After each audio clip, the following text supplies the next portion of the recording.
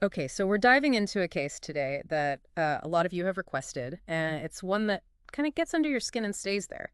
The story of Marianne Bachmeier. Yeah, it's one of those cases that raises so many questions, doesn't it? About, well, about grief and justice and where the line is, Yeah. when the law doesn't feel like enough. Exactly. It's a story about a mother's grief, but also about what happens when that grief turns into, well, a need for revenge, I guess you could say. Yeah, and how society grapples with that, with someone taking the law into their own hands. Right. So we're going to try to unpack all of that today using sources like Marianne Bachmeier's Wikipedia entry and a bunch of articles about the case. Yeah, looking at what happened, but also how people reacted at the time. So to get us started, let's set the scene. Marianne Bachmeier was a German woman who, back in 1981, shot and killed the man accused of murdering her daughter. Her 7-year-old daughter, Anna. Right in the courtroom. It was a moment that just captivated the nation. And really, it sparked this debate about grief, revenge, and, well, the limits of the law that's still going on today. And to really understand it, we have to go back, right? Back to Marianne's life before all of this happened. A life that honestly was marked by hardship from the very beginning. Absolutely. So she grew up in Sarstedt, Germany. In a pretty conservative family. Yeah. And her relationship with her parents, especially her father, was, well, difficult He was a former member of the Waffen-SS. and struggled with alcohol and aggression. Imagine growing up in that environment. It's hard to imagine. And then, at 16, Marianne becomes a mother herself. And she ends up placing her first child for adoption, And then a few years later, at 18, she has a second child. also placed for adoption. And it's worth noting that she was actually a victim of sexual assault herself right before the birth of her second child. These experiences, I mean, they had to have had a profound impact on her. How she viewed the world, how she coped with trauma. Absolutely. And then in 1972, her third child is born, Anna. And Marianne raises Anna on her own, but their relationship was, well, it was unconventional. Yeah. Anna often went with Marianne to the pub where she worked. Didn't have what you'd call a typical childhood. Not at all. And some people who knew them described Anna as, well, almost forced to grow up too fast, taking on responsibilities that a child her age shouldn't have to. Right. And there were reports that Marianne considered putting Anna up for adoption, too. So you can see the struggle she was facing as a single mother, trying to deal with her own past, trying to make ends meet in the present. It was a lot. It was. And then, on May 5th, 1980, everything changed. Tragedy struck. Marianne and Anna had an argument that day, and Anna skipped school, something that, well, on the surface seems pretty normal, right? An everyday kind of thing. But it set off a chain of events that were anything but normal. And that's where Klaus Grabowski enters the picture. He was a 35-year-old butcher who lived in the area. And when you look at the court records, there's this chilling truth. Grabowski had a history of sexual offenses against children, He had actually already been convicted and chemically castrated, but he had later sought hormone treatments to reverse the effects of the castration. which, is a detail that's really important here because it points to a system that maybe wasn't doing enough to protect children. Right, it failed Anna. Grabowski lured her to his house that day, held her captive for hours, sexually assaulted her, and then he strangled her with a pair of tights. And then he tried to dispose of her body by a canal. The level of depravity is it's horrifying. It is. And then to make things even worse, Grabowski tries to blame Anna. Says that she was trying to extort money from him. It's just a horrible manipulation on top of everything else. It's really adding insult to injury. So the trial begins on March 3rd, 1981. But it's on the third day of that trial, March 6th, that things take a really dramatic turn. The courtroom was packed. You can imagine the tension in the air. And Marianne Bachmeier, well, she makes a decision that's going to change everything and ignite a firestorm of debate. She smuggled a Beretta 70 pistol into the courtroom. You have to try to put yourself in that moment, this grieving mother hearing all the awful details of what happened to her daughter, and she snaps. She walks right up to Grabowski and shoots him 7 times in the back. He died instantly. It was an act of just raw emotion, you Right. know, a mother just lashing out, feeling like the justice system hadn't protected her child, hadn't delivered any real retribution. And it became international news instantly. This act of vigilante justice. Wow. The world watched, trying to understand what it meant when a private citizen took the law into her own hands like that, in such a dramatic way. And the public's reaction, well, it was completely divided. Oh, yeah.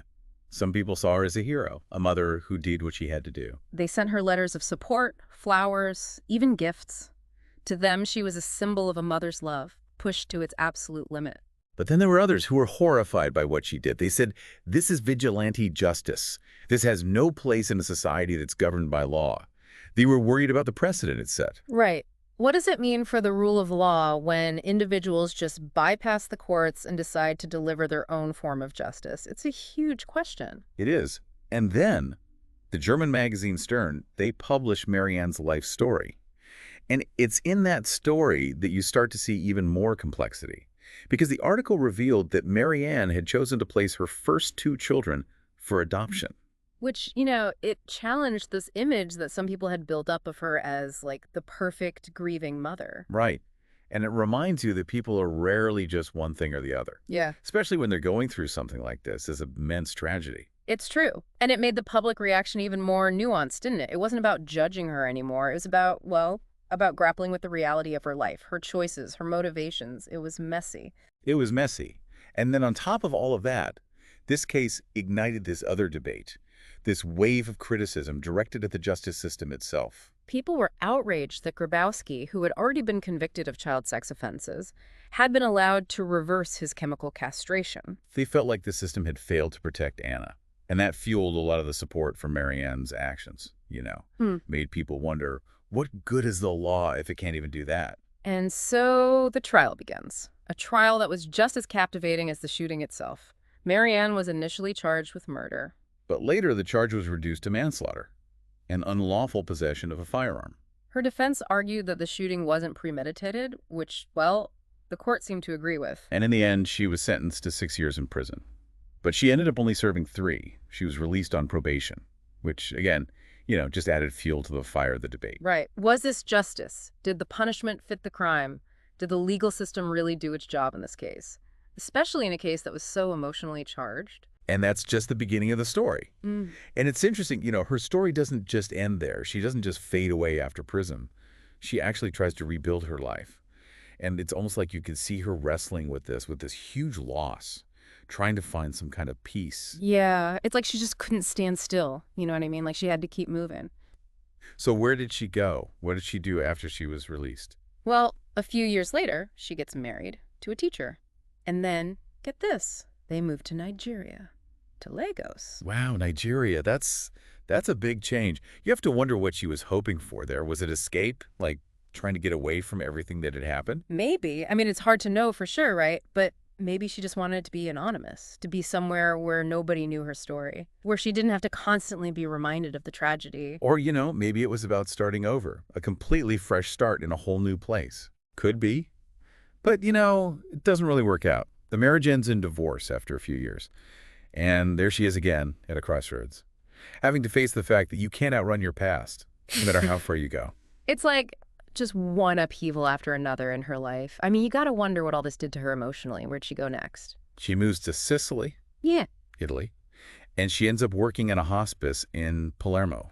A hospice? That's kind of a surprising choice, isn't it? I mean, after everything she'd been through. It is. It makes you think, Yeah. like maybe she was drawn to caring for others. Maybe she found some kind of solace in that, in helping people who are at the end of their lives. Yeah.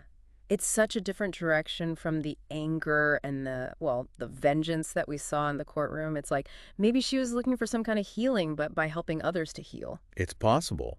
But, even then, even in this quiet part of her life, there's another blow. While she's in Sicily, she gets diagnosed with pancreatic cancer.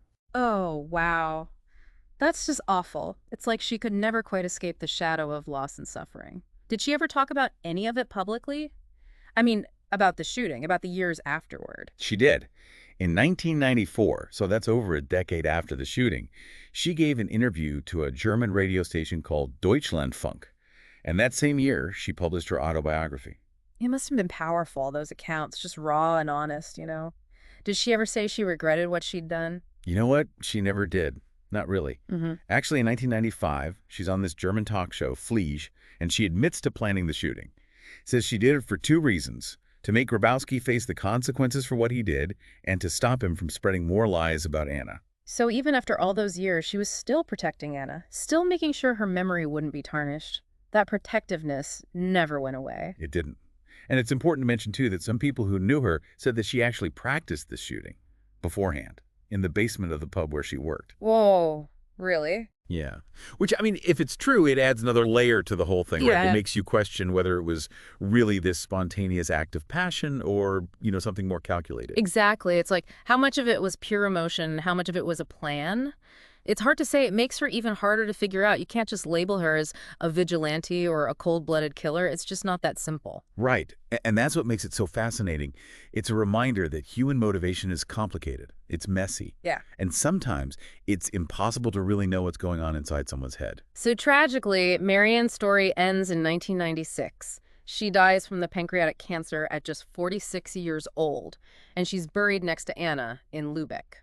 Together again, at last.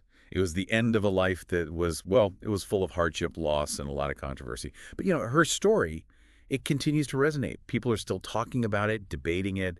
It forces us to confront these really uncomfortable questions about justice and revenge and forgiveness. Yeah. It's definitely one of those stories that just stays with you. It's been decades, and people are still analyzing her actions, trying to understand them. What do you think it is about this case that keeps people so fascinated? Why are we still talking about it today? It's almost like a mirror. Yeah. Like everyone sees something different in it. Everyone projects their own ideas about justice and morality onto Marianne Bachmeier. Yeah, I can see that. For some people, she's this symbol of a mother's love just taken to this extreme tragic end. But for others, she represents something dangerous. The idea that anyone can just take the law into their own hands. And it speaks to this deeper fear, I think, is fear that the justice system can't always protect us, can't always deliver true justice, especially when it comes to crimes against children. And it's like it hits us right where it hurts. As a society, we want to believe that we can protect children, that justice will prevail. But this case, it throws all of that into question. So how do we even begin to grapple with these huge questions? How do we balance the need for justice with understanding the complexities of grief and trauma and, yeah, even revenge? It's an ongoing conversation, that's for sure. And Marianne Bachmeier's story, it's like this stark reminder that there are no easy answers. Mhm. Even when the legal process is followed, it doesn't always feel like true justice has been served. It can be hard to reconcile that. It's true. And what's also really interesting is how this one woman's story has become, well, almost like a cultural phenomenon. It's inspired books, films, plays, you name it. Yeah. And they all offer different perspectives on the case and what it means. Yeah.